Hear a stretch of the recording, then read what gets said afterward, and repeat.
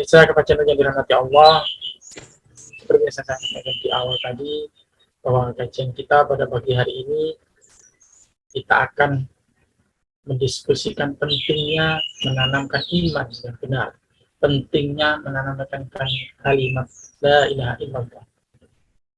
Pentingnya kalimat ini ada pada setiap diri kita yang bisa menjadikan dasar hidup kita dan selanjutnya akan menjadi asas masyarakat dan negeri kaum muslimin.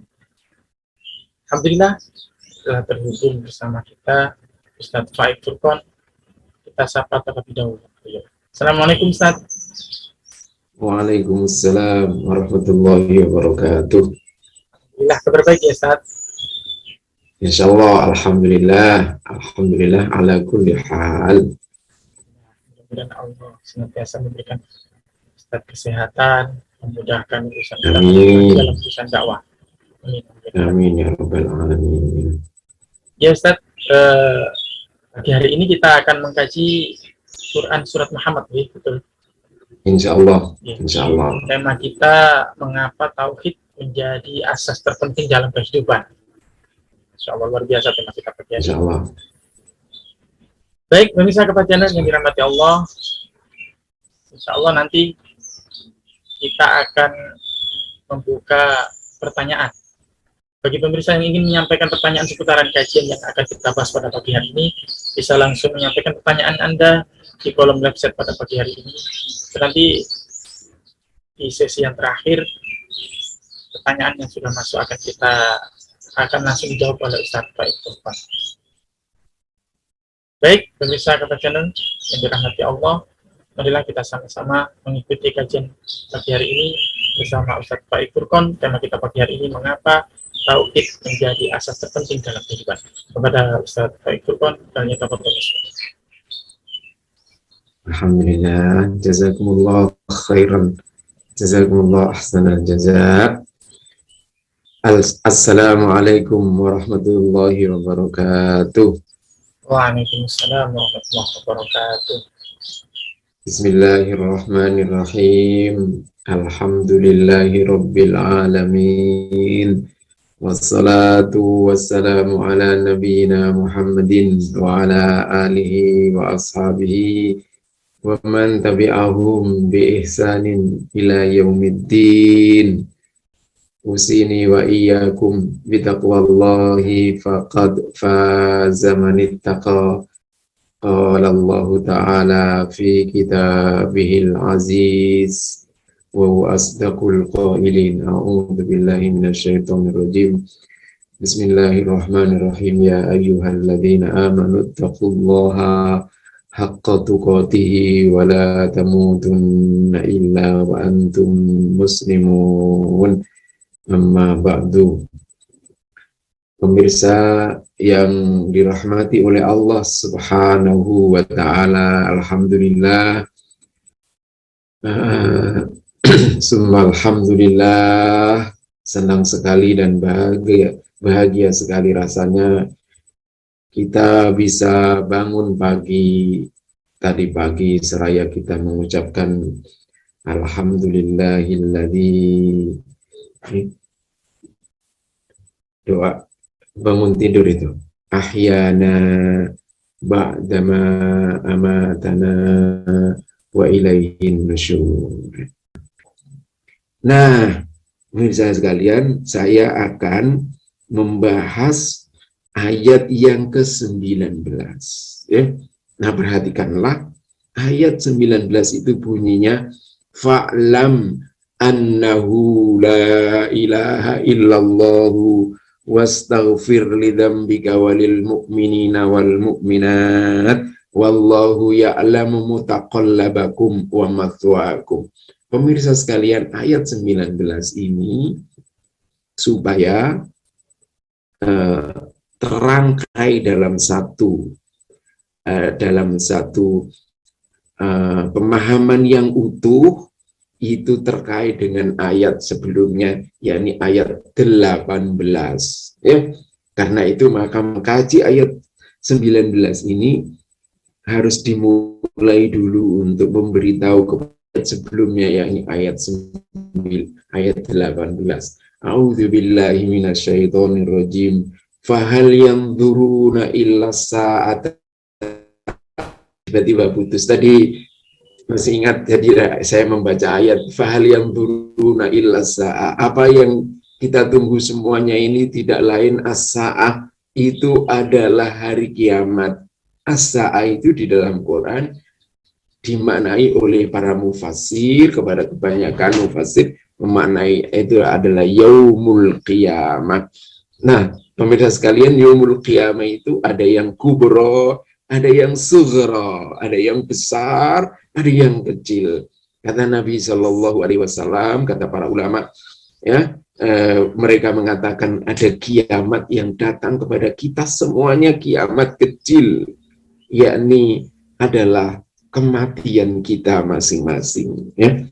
Kullu nafsin dha'iqatul maut, kata Allah di surat Alu Imran. Setiap yang berjiwa, setiap yang bernyawa itu akan merasakan kematian. Ya. Wa ma tadri nafsum madza taksibu ghadan. Manusia itu sesungguhnya tidak tahu apa yang terjadi di depan kehidupannya. Kita ini tidak tahu yang terjadi besok itu apa. Tidak ada seorang pun yang tahu. Beberapa menit dari ke depan ini kita tidak akan, tidak ada semua manusia ini. Semua manusia ini tidak ada yang tahu, siapapun, apa yang terjadi 10 menit di depannya, 1 jam di depannya, apa yang terjadi besok itu.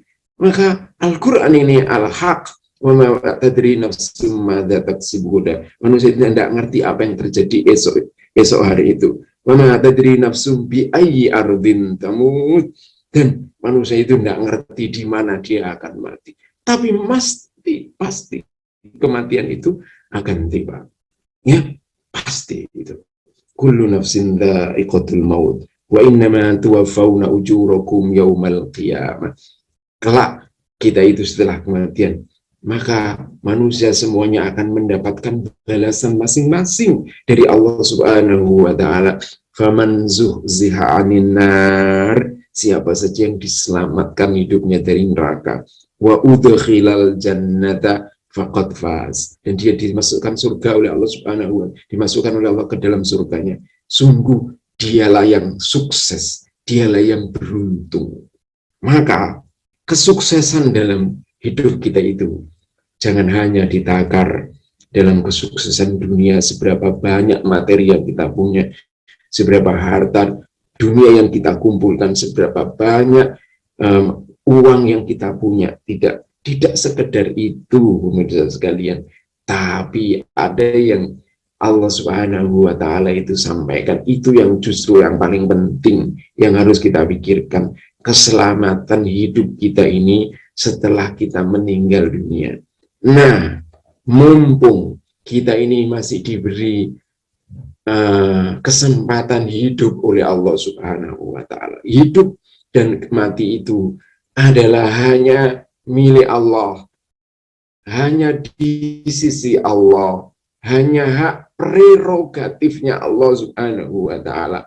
Ruh, nyawa, nafas yang ada pada kita ini adalah hanya titipan belaka dari sisi Allah Subhanahu wa taala, dan sewaktu-waktu Allah berhak untuk mengambilnya. Maka perhatikanlah surat ini, surat Muhammad ini, sekalian.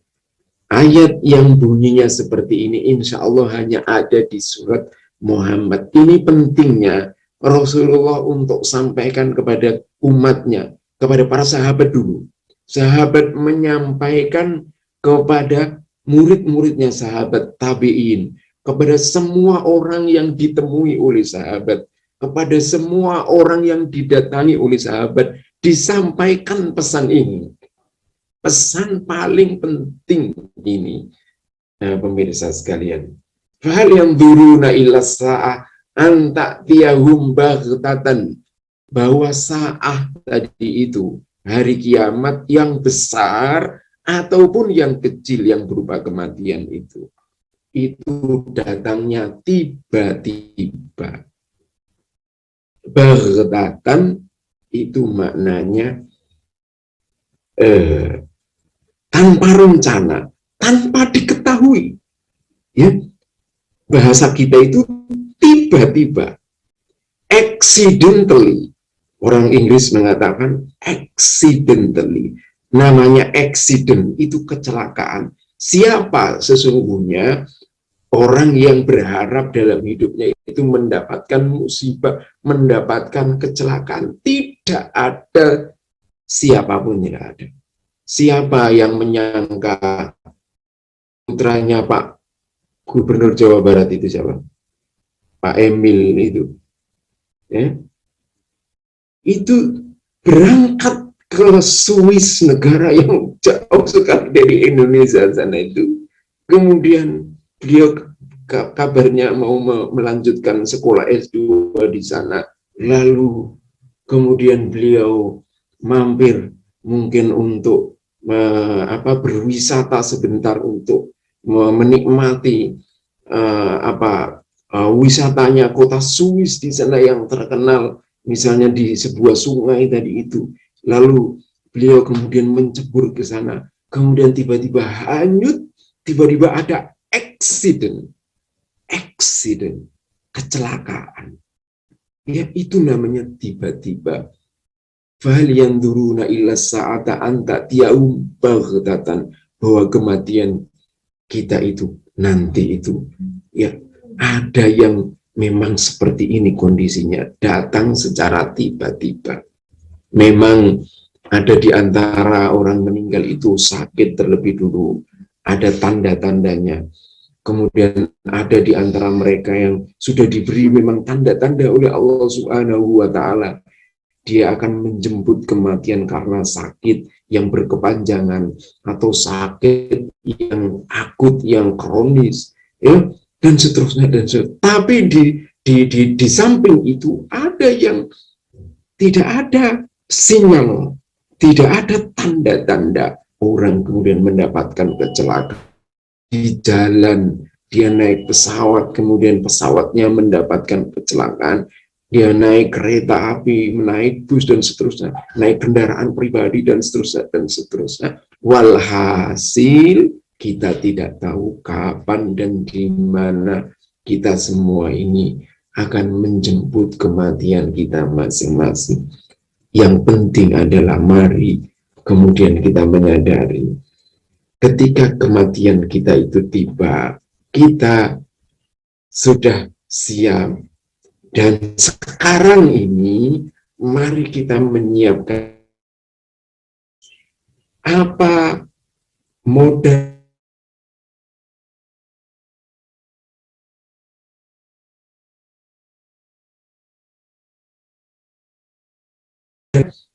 fahal yanzuruna illa sa'ata an ta'tiyahum baghtatan faqad jaa'a asyratuha.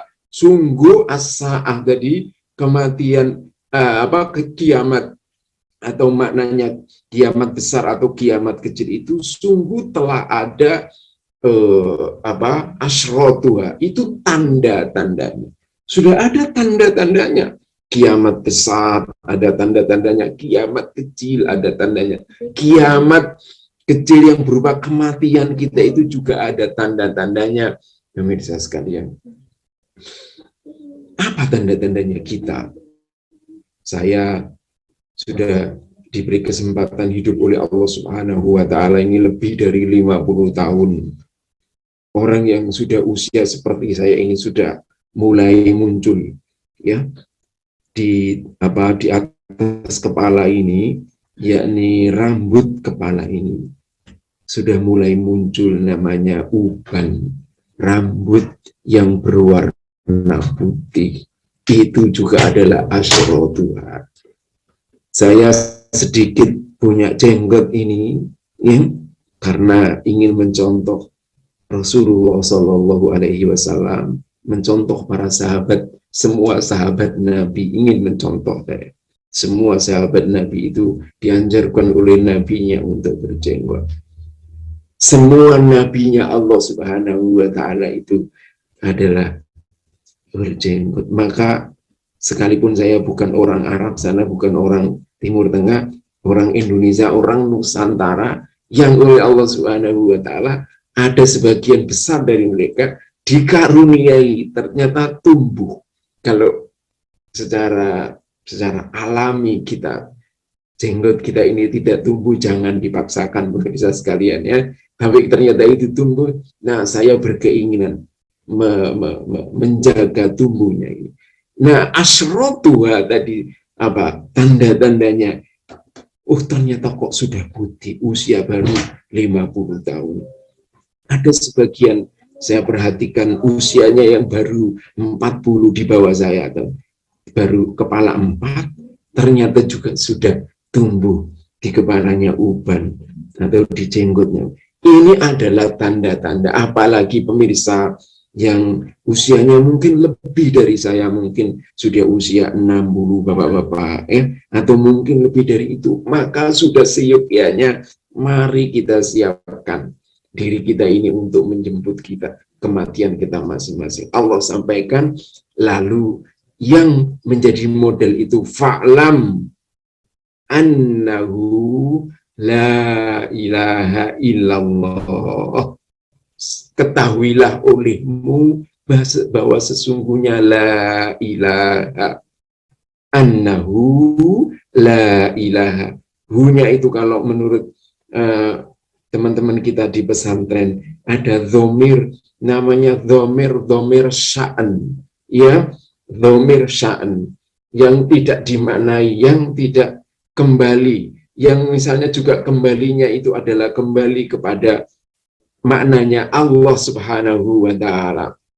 Annahu la ilaha, tidak ada, la itu tidak ada, ilaha, sesembahan, sesuatu yang dikuduskan, sesuatu yang diagungkan,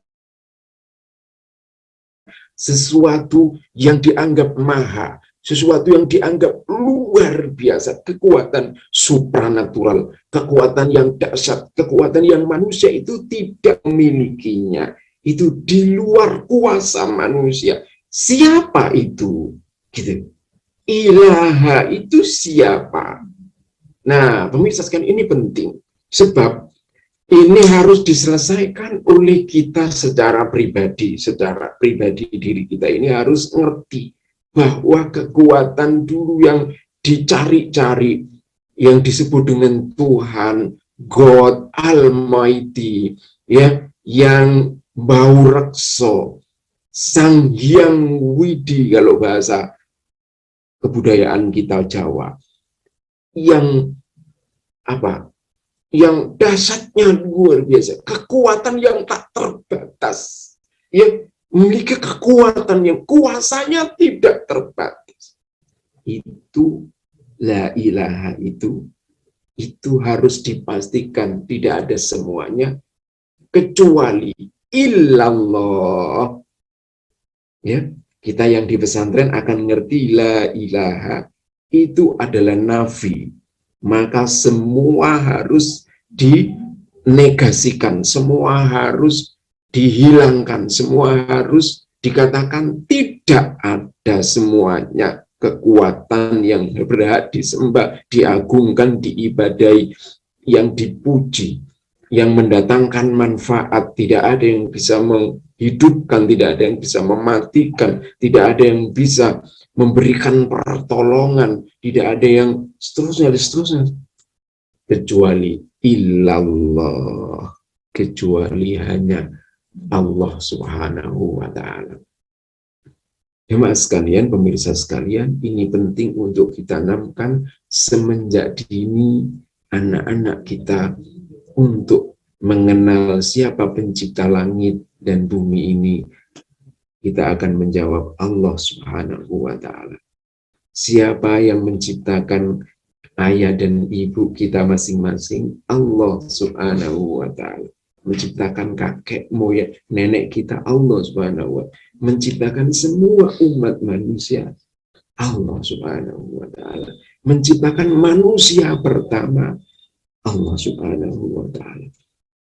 Di dalam makrokosmos yang kita lihat, langit, di angkasa, matahari, bulan, dan semua isinya planet, galaksi, dan seterusnya, bintang-bintang di malam hari, Semua siapa yang menundukkan itu, yang mengatur semua itu, tidak ada lain kecuali Allah Subhanahu wa ta'ala. Siapa yang mengatur pergerakan yang paling kecil dari mikrokosmos, mulai dari atom, mulai dari sel, semua pergerakan di badan kita ini, kita bisa melihat karena ada cahaya, kita bisa mendengar bunyi-bunyian saya berbicara dari satu tempat yang jauh di sini, nanti lalu kemudian diupload di YouTube, lalu ini kemudian menyebar, bahkan bisa ditonton oleh seluruh masyarakat dunia, manusia di dunia ini, di planet manapun, kalau mengakses channel ini di YouTube, bisa memperhatikan yang sedang berbicara ini adalah saya, orang Indonesia, orang Muslim Indonesia, saudara Muslim Indonesia. Apa yang disampaikan saudara saya ini tidak ada lain kecuali menyampaikan pesannya Allah. Pesannya Allah disampaikan kepada malaikat Jibril, lalu kepada Rasulullah Muhammad Sallallahu Alaihi Wasallam, utusan yang terakhir.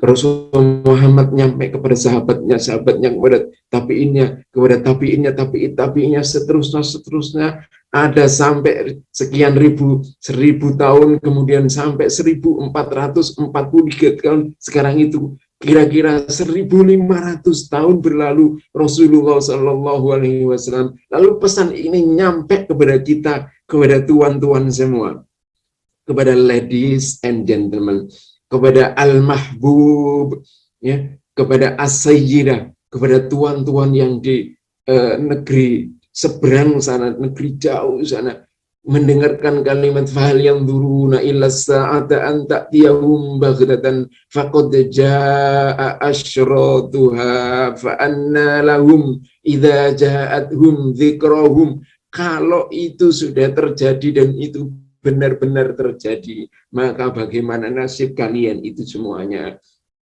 Bagaimana nasib kita semuanya ini? Fa'lam annahu la ilaha illallah. Maka modal kita mensukseskan semuanya tidak ada lain kecuali mari kita belajar kalimat tauhid la ilaha illallah ini. Nah, pentingnya mari kita perhatikan ya sekalian, betapa kalimat ini adalah kalimat asasi, kalimat dasar yang menjadi dasar dari seluruh bangunan kehidupan kita ini. Bahwa kita ini al-aslu adalah berasal dari Allah Subhanahu wa ta'ala. Ayah ibu kita itu hanya menjadi perantara. Pada anak-anak saya, kalau mendengarkan kajian ini, saya sampaikan kepada anak-anak saya, kepada anak-anak dari anak-anak saudara-saudara yang lain itu, ayah dan ibu saudara-saudara semua itu hanya menjadi perantara, mereka bertemu. Kemudian turunlah ayat Iqra bismi rabbikal ladzi khalaq khalaqal insana min 'alaq.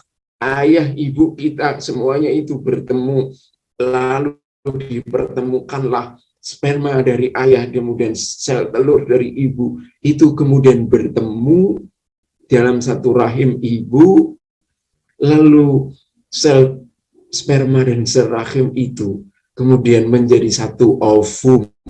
Ovum itu melekat di dalam dinding rahim, itulah namanya al-alaq. Ya, Allah sampaikan Iqra bismi rabbikal ladzi khalaq khalaqal insana min 'alaq. Lihatlah menjadi sekalian bahwa surat ini pertama kali turun kepada Rasulullah Shallallahu Alaihi Wasallam sudah mengenalkan supaya tahu bahwa membaca, melakukan aktivitas apapun dalam kehidupan ini, kita menyertakan bismi rabbik, menyertakan atas namanya Tuhan. Siapa Tuhan itu? Lihat di surat yang pertama kali turun Al-Alaq itu, memang tidak disebut di 5 ayat yang pertama, tapi bacalah seterusnya sampai hampir 19 ayat yang terakhir di surat Al-Alaq ini. Kalla innal insana la yatgha ar-ra'ahu istaghna inna ila rabbikar ruj'a. Belum sampai siapa yang disebut Rob itu siapa, Tuhan itu siapa, sampai disebut di hampir akhir itu, ra'ahu staghna inna ila rabbika ruj'a ra'aita alladhi yanha 'abdan idza shalla ra'aita in kadzdzaba wa tawalla alam ya'lam bi anna allaha yara. Sampai di sini Rob yang disebut itu adalah Allah. Alam ya'lam bi anna allaha yara. Surat pertama, ayat yang pertama turun surat Al-Alaq, Iqra bismi rabbikal ladzi khalaq, bacalah dengan nama Tuhanmu yang menciptakan. Tuhan yang menciptakan itu siapa? Menciptakan kita manusia min alaq. Kalau dari terjemahan di Departemen Agama kita membaca itu, alaq itu adalah segumpal darah. Tapi dokter kedokteran medis dan ahli obgyn hari ini semua ilmu kedokteran barat dan timur, dan juga kita tahu manusia itu memang kemudian dalam proses penciptaannya itu adalah juga dari alaq, ya. Asal muasalnya alaq itu seperti yang tadi saya jelaskan adalah ovum ketemu sperma laki-laki, ovum dari ibu ketemu sperma laki-laki, sel telurnya perempuan ibu kita ketemu dengan sel spermanya ayah kita ketemu. Nah, di sana kemudian itu membentuk jadilah itu cikal bakal kita. Cikal bakal itu menempel di dinding rahim, itu yang disebut dengan alaq, ya.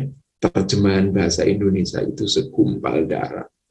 Itu adalah hasil pertemuan ovum dan sperma dan ovum yang kemudian menjadi zigot, ya, bahasa kedokterannya menjadi zigot, itu yang menempel, itu namanya alaq. Nah, jadi demikianlah Al-Quran itu bercerita di surat yang pertama kali turun. Nah, struktur di dalam Al-Quran itu sendiri, pemirsa sekalian, kalau saya sampaikan di sini, coba kita lihat Al-Fatihah yang setiap kali kita sholat itu kita berulang-ulang membaca, dan Al-Quran itu dimulai dengan Al-Fatihah. Itu juga mengenalkan pertama kali dengan kalimat Allah. Dimulai dengan Bismillahirrahmanirrahim. Kalau kita membaca Al-Quran atau sholat, mungkin ada sebagian dari kita membaca Bismillahirrahmanirrahim. Atau kalau tidak Bismillahirrahmanirrahim, dimulai dengan Alhamdulillahirabbil alamin. Baik dimulai dengan Bismillah atau dimulai dengan Alhamdulillah, itu maknanya pertama kali yang kita sebut di dalam diri kita ini adalah keberadaan Allah Subhanahu wa Ta'ala. Karena dari Allah kita ini berasal. Inna lillahi, sesungguhnya kita ini adalah miliknya Allah, dan seluruh alam semesta ini adalah miliknya Allah Subhanahu wa Ta'ala, adalah diciptakan oleh Allah, adalah berasal dari Allah Subhanahu wa Ta'ala. Wa inna ilaihi roji'un. Ini kan kalimat musibah, Ustaz. Benar. Ya. Berita-berita sekalipun tidak kematian, berita yang menyedihkan, berita yang tidak menyenangkan, kita walhasil ada musibah, musibah kecil, musibah besar, kita dianjurkan membaca kalimat inna lillahi wa inna ilaihi roji'un. Nah, artinya kita berasal dari Allah dan kita ini kembali kepada Allah. Maka singkatnya, pemirsa sekalian, di sesi yang pertama ini saya ingin sampaikan, ini sungguh pelajaran penting yang harus kita pelajari dalam hidup kita, meskipun kita dari kecil sudah belajar. Tapi ternyata kalimat ini memantapkan di dalam pikiran kita, di dalam hati kita ini Sungguh ini proses yang terus sampai kita ini dipanggil oleh Allah. Dalam Sakratul Maut di surat Qaf, yang insya Allah kapan hari pernah saya sampaikan, wajahat sakratul mauti bil haq dzalika ma kunta minhu tahid. Kita ini akan mengalami sakaratul maut kita masing-masing, dan manusia semuanya berusaha untuk menghindari itu. Surat Qaf itu, wajahat kullu nafsin ma'a sa'iqu wa syahid. Jangan sampai kita menjadi laqad kunta fi ghaflatin min hadza. Sungguh kata Allah itu, kamu itu dalam posisi ghaflah, kamu abai, kamu tidak memperhatikan akan nasib kalian yang kelak akan mendapatkan namanya sakaratul maut. Akan datang sakaratul maut itu. Kenapa kita ini diperingatkan oleh Allah bahwa laqad kunta fi ghaflatin min hadza? Iya, karena memang kebanyakan manusia itu kalau sudah mendapatkan kenikmatan hidup, kesenangan hidup, kemewahan hidup, lupa bahwa kesenangan, kemewahan hidup ini berasal dari Allah. Kalau kalimat tauhid, kalimat la ilaha illallah itu tidak ada pada diri manusia seperti itu, lupa saudara sekalian. Kita tidak menyadari bahwa semua apa yang diusahakan dengan susah payah itu sesungguhnya berasal dari Allah Subhanahu wa Ta'ala. Dia